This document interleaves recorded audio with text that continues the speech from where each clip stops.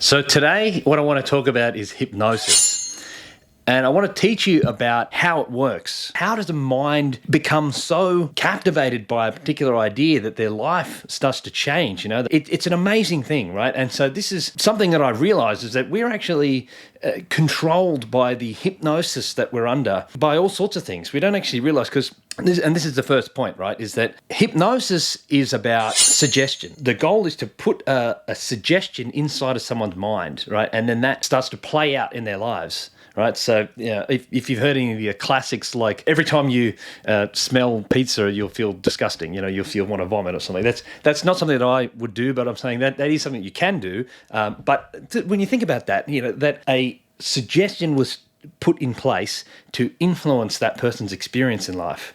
And when you think about it, this happens all the time, right? You know, our thoughts, feelings, and perceptions are being influenced by particular words and ideas, right? So a suggestion is an idea that is implanted into someone's mind. And that's the goal of a hypnotist. You know, a skillful hypnotist is to be able to basically shut down the conscious mind, you know, so to get that thinking brain to shut down and stop stopping all of the thoughts that come in and the ideas to penetrate their minds. And so shut down that conscious mind and then get their unconscious mind, their subconscious, to open up to suggestion, to be influenced by this idea, to be sort of captivated by this idea and have it really sort of soak into the unconscious, where it starts to influence them in all sorts of ways, where there has an automaticity to it. Right? When you're hypnotized by an idea, you've had a successful suggestion be planted inside of you, then there's a sort of automatic quality to what it is. You know, like once you've had an idea that's taken place and taken hold, then you can't help but have feelings come up in relation to it. And again, going back to that example, you know, if a hypnotist was to make someone feel sick every time they smell pizza, that's not something they're controlling. That's something their unconscious has absorbed and now is reacting to automatically every time that comes up. Just to make a comment, I think that's not great work for a clinical hypnotist. You know, it's you know, you're sort of just putting a Band-Aid on a problem. You know, maybe they don't eat pizza anymore, but it hasn't solved the problem of why they're doing it in the first place. So, but you know, we'll talk about that later. But the best example that I've used elsewhere is how this kind of works is also with the placebo effect, right? So it's an everyday suggestion, an everyday hypnosis that we encounter all the time. In society, we are hypnotized by the idea of medication. You know, like you take a pill, it fixes you. It makes you feel better. And also it does make you feel better a little bit. You know, like even if it's something like a Panadol or a Nurofen or something, it's like you have it and then it actually takes 20 minutes to start working, for it to start, you know, going through your bloodstream and starting to have effect. But the fact is, you know, when you immediately have it and immediately you start feeling better, that's not the drug. It can't be. It hasn't gotten into your bloodstream yet. That's the placebo effect taking place. You know, that's an automatic quality of where, and again, this is what's so interesting about this is that it's having a physical effect. It's not just a psychological effect where you start thinking things and feeling things in response to a hypnosis. Hypnosis actually hijacks your biology as well. It's not just your psychology. So we're actually hypnotized by a whole range of ideas that would sort of create our moment-to-moment, day-to-day experience. Anything that was operating automatically is really part of your trance work, your repertoire of trances that you're just sort of operating within. This stuff is hard to spot, right? Because it's not conscious. Throughout the day, all day, any stimulation that you have, any sort of sensory stimulation you have is suggesting something to you. It's not something you would notice. It's just something you're automatically going through life with. And any stimulus that happens to you, and like, so when you feel hungry, that's just, you know, that's kind of a suggestion, but that's a bodily signal, but it also could just be a psychological signal. Maybe you've seen something, maybe you saw an advertisement or something, and then that made you feel hungry. But are you really hungry, or you're craving something because you had a little, you know, something that sort of slipped past your conscious mind and then suggested something to your unconscious mind, and then now you're starting to feel hungry and craving. You know, you just randomly start craving something. You may have, you know, sort of randomly seen like a set of colours that made you think of it, combined with something else in your mind. There's constant any stimulation, any stimuli that comes into your consciousness that you didn't notice. You know, bypassed the conscious mind into the unconscious and starts triggering you and lighting up all these different set of trances that you have running at any time. So none of this is intentional. We're swimming in a sea of hypnosis, especially, and I've already mentioned that, advertisements. Advertisements are constantly doing that. An advertisement is an attempt at hypnotizing you. It's an attempt of getting past your conscious mind and then hijacking your emotions. Advertisements is probably one of the best examples of something that you'll notice day to day that is creating your experience of life. I mean, they say, I've heard different numbers, but it's something like we see like 20,000 or 30,000 advertisements a day. That sounds crazy, but all little things, like say, look, a magnet on the fridge or like especially on the phones, right? You see it every time you open up a page. There's something sitting in the corner, some sort of little brand. It's throughout your house, even your shoes. They have they've got the brand name on it. Like there's something that's triggering a whole set of ideas that we have attached to that. Right. And again, the fact that you don't notice it is the key there. That makes it a hypnotic experience. It's bypassed your conscious mind and it's just stimulating you to be motivated in a particular direction, whether it be to buy something or to do a particular behaviour or feel a certain way. That we're constantly being nudged and pulled around in ways that we don't even see. Right. And again, that's the thing. The fact that you don't see it is the key to knowing there's some hypnosis taking place here, right? If you take the hypnosis, which is your unconscious material, right, and you bring it into consciousness, that is an act of taking some power in that situation. Awareness in and of itself is sort of a dehypnotic process, right? So that's why a lot of the time just becoming aware of something has so much power. It has so much power to actually disentangling it from these unconscious parts of yourself that are constantly nudging you and pulling you in these ways in which you don't really want to go. That's why a lot of the stuff that I talk about here and that we discuss here on this channel is about bringing awareness to those things, because that is the goal of what I'm hoping to bring to the world, is that to become aware of these hypnotic forces that are pulling us in ways we don't want to be. Again, that in and of itself is such a powerful thing. Right? The more aware of something you are, the more conscious that it is, the less unconscious that it is, and therefore the less it's going to be controlling you. So the idea is that a suggestion gets into your unconscious mind. That is why words are so powerful. It's because they carry ideas, and it's the idea that gets inside of your mind, inside of your unconscious mind. A picture has an idea in it, right? Emotions have ideas present. Like a happy emotion is suggesting a whole set of things, and a negative emotion is suggesting a whole set of things. Again, ideas are what's powerful, and words carry ideas. So that's why when people are talking to you and when you're thinking about certain ideas, they are so powerful. So being careful of the words that you use, the words that you hear, the words that you absorb, because those words are hijacking your emotions and hijacking your psychology and your biology. That's the one that's really powerful, I think, because people have intuitive sense that your emotions and your ideas get influenced by advertisements and all that. But really, what's really powerful to think about is the biological impact of an idea. When I say the word happy, and if you really think about that and you sort of really feel that idea as you hear it, you think about it, you sit on it, that, you do feel it, there'll be some serotonin released. There'll be some positive chemicals released inside of you. That's a biological impact. Endorphins, for example, they're like pain-killing chemicals. If you think about something enough that sort of evokes some endorphins, you're going to have a pain-killing impact. And that's what goes into that placebo that I was talking about. So the idea of medication can release endorphins and kill your pain.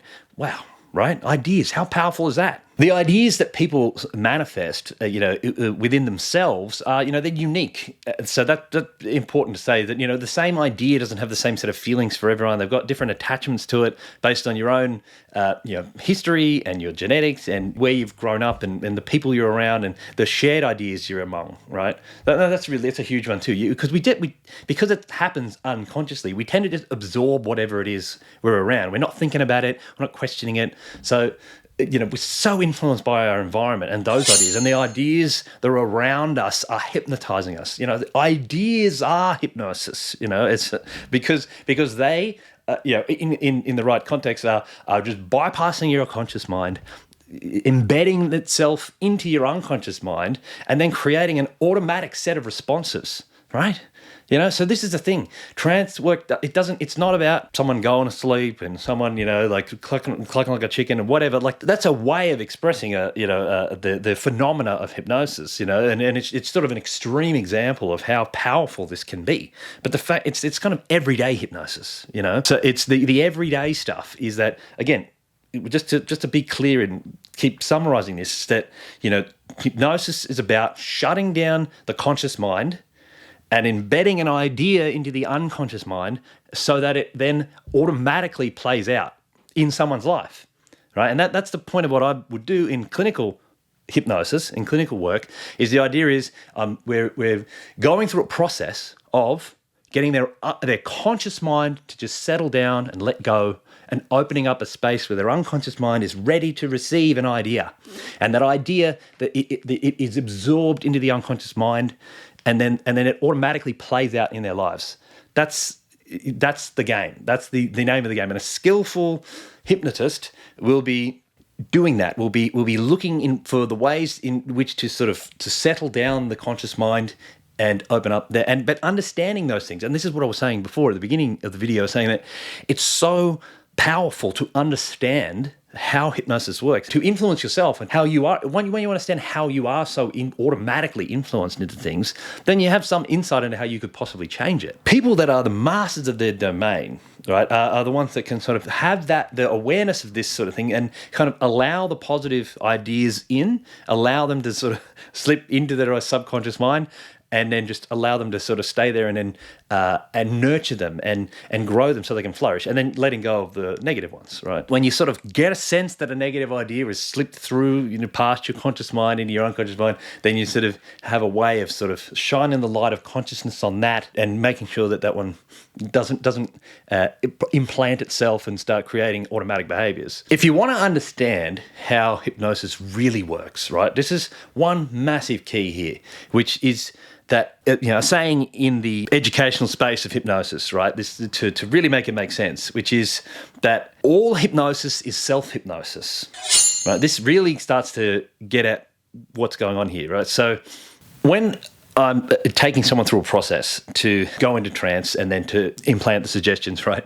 The goal is to get them to go into that space to shut down their conscious mind and get more connected and to their unconscious mind and have their subconscious open, available to suggestion. The idea is that we sort of take an internal focus and sort of just really sort of block out the rest of the world and become really centered in their own experience of their own unconscious, like feeling the space around you, noticing your heartbeat and your breath, and you become so sort of calm and still to the point where you're not bombarded by all these conscious thoughts and just taking you away from your internal experience.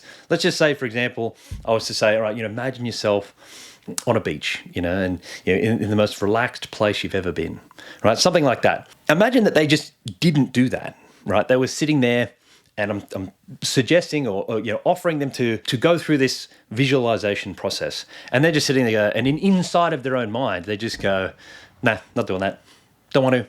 And they're just being cynical about it or whatever. Whatever they're doing within their own mind is going to create the experience. If they just didn't want to be there or something, and they're just kind of resistant to the whole thing, and they don't want to listen, they don't want to be a part of it, that absolutely nothing will happen. Right?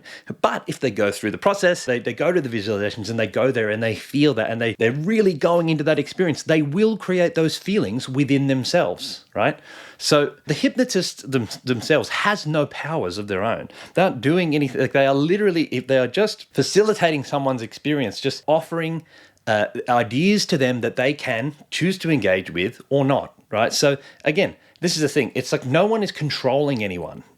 Right? It's the person allowing themselves to open up to those suggestions, to those ideas, right? And they go into those ideas or they don't. That kind of cynicism, it can, when someone's not participating in it, right? That you can see that's someone who's not being hypnotized by ideas, right? So, and that's the thing. We want to be, cynical and keep out the bad ideas, but be open to the good ideas, right? And be able to notice when's a good time to do that, to be cynical and keep ideas out, and to be open and allow the positive things in.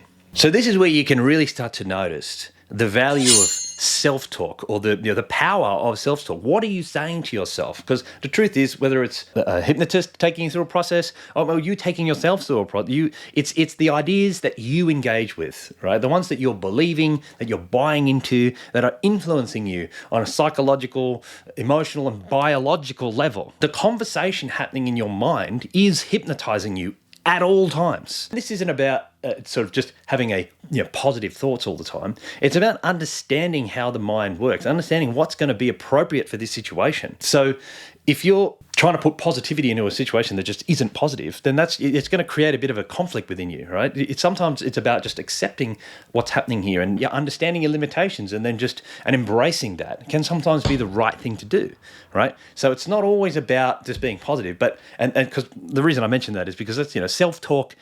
When people mention that, it's tend to just be like people promoting the idea of being positive and nice and confident and whatever, right? But that's not always the appropriate thing. So that's the skill of a hypnotist helping someone else, or whether someone is going to be a skillful self-hypnotist, right? Is understanding the mind, understanding the structures of the mind, so that you can know where to put your self-talk and what to hypnotize yourself into, right? So that you can automatically start to feel better, right? So it's about wrapping your mind around an idea. The self-talk is not just about saying things, about having the right sentences in place inside of your mind. Sometimes it's about just about getting into a feeling of something. That's another thing people don't realize about self-talk, because the word talk in there, they think it's always about language or words. But like I said, words are only powerful to the idea that they deliver an idea. Right? It's ideas that are powerful, and ideas are held in feelings and pictures and all sorts of things, right? It's the idea that gets you, the idea of whether I'm a good or a bad person, or whether I do or don't have power here. And that's the thing. One of the big pieces for me is, and for all of us in my sort of clinical work, is that it's just getting someone to a place of understanding their own power. They say that the foundation of all problems is this idea of, sort of internal or external location of power. Like, do I have any power to influence anything here in this situation in my life? If you feel completely and utterly powerless to make any difference in your life, then, of course you're going to feel terrible and blame everyone and everything, because, I've got nothing to do with it, right? But understanding the feelings that you have and the automatic nature of your life isn't like, there is a way in there. There is a way to start trying to nudge and influence that somewhere else. That's an empowering idea. And that in and of itself, the awareness of that in and of itself is empowering. So, and that's what I'm hoping to deliver to you guys today, is also that. Even just that is powerful, because that's the planting of a seed of something powerful that can then start to trigger off some automatic stuff that will help you and make your life better, right? Because a lot of the time you absorb negative ideas, that starts to build momentum, the planning of that, and then you sort of see more and more of it, and you buy into it more and more, and your mind becomes wrapped around it. Now, I think that the natural inclination is to go towards those probably negative and disempowering ideas. Like, it does take a lot of conscious intervention to make sure that it stays on the positive path. So, and that's the purpose of a channel like this, right? Is to become more and more aware of where you do have power in life, and to cultivate that more, bring that more to bear in your own lives. And that's what I'm hoping to deliver to you today and in this video. And that's all for me right now today. And I hope that made a big difference for you. Share it if you liked it. Let everyone know what you've learnt. And look around the channel, any videos around, and then I'll see you next time.